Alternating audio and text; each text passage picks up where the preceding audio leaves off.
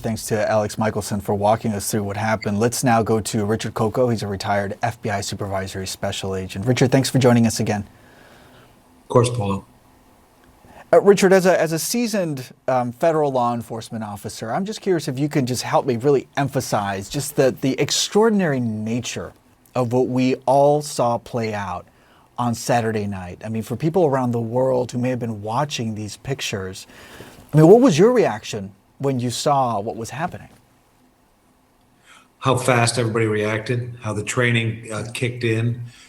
These officers, agents, uniform division, they train and train and train, and in reality, they think they're never going to have to use, most of that training. But when the bell rings and they need to do it, they answered that bell. You saw how quickly they were able to get around the president, how quickly they were able to get the principal out of harm's way, shut down the facility, and completely do everything they were supposed to do. We're now seeing some pictures too coming out of California where FBI agents are currently at a home that's linked to the suspect in Saturday's shooting. If you could just bring us up to speed on what are some of those questions that they're trying to answer as they try to build up a profile on the suspect that, fortunately for him and for the investigation, he is still alive, so they can still speak to him. But what are some of the material evidence that they're after right now and the witness accounts? Well, the evidence is, of course, what's necessary if and when this ends up in a courtroom or a plea, but that's down the road. What they're looking for here now is any conspirators, co-conspirators. Was somebody else aware of this? Had he made people aware of what his intentions were? This obviously was not a spur-of-the-moment decision on his part. He had to plan this out. He had to travel across the country. He had to make a hotel reservation. Don't know if he drove or if he flew, an airline reservation.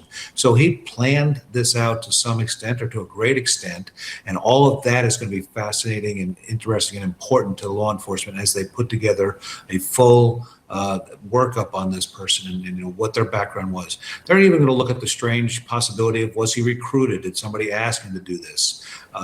They've got to rule a lot of that out. So they're sitting there writing a long list of things that they need to do. They're going to be issuing subpoenas for communications, for finances, for travel, for all kinds of records. It's not going to happen overnight. But they're going to get this more and more information over the next couple of days. Hopefully, we'll have a better picture of what law enforcement is looking at. Why did this person do this? Was there somebody else involved? I mean, something as simple as if he did come up in a car, was somebody riding with him? Did he go to the airport? Did somebody drive him to the airport and ask him, what are you going to be doing in Washington, D.C.?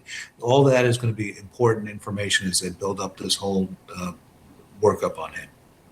Sure. And you and I in the last hour spoke about the unique set of challenges that come with securing what is typically public venues, right? Stadiums, or in this case, a hotel that is going to host the President of the United States.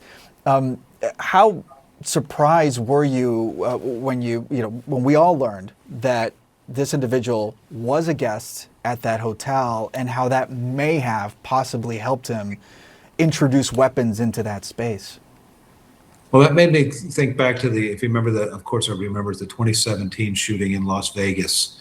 Stephen Paddock was his name, who'd gone into the hotel there and shot up that concert and killed dozens and dozens of people.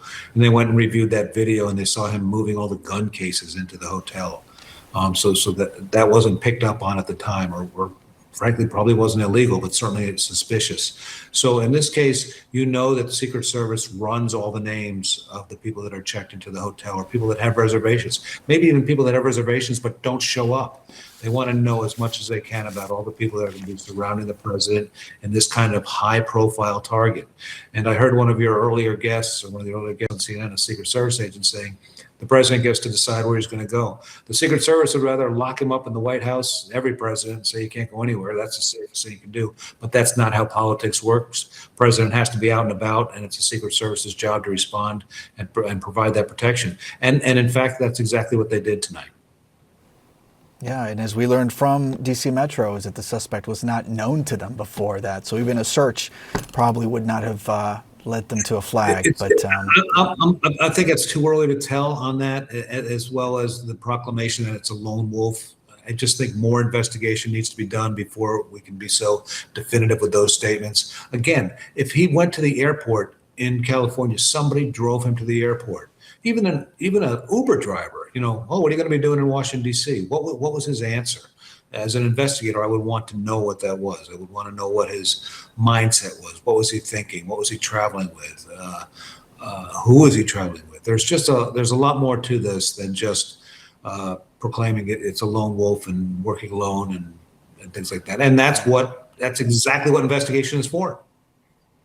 It is so important to keep all that in mind as that investigation presses forward. Richard Coco, as always, thank you so much for letting us tap into your expertise as a retired FBI agent. Thank you.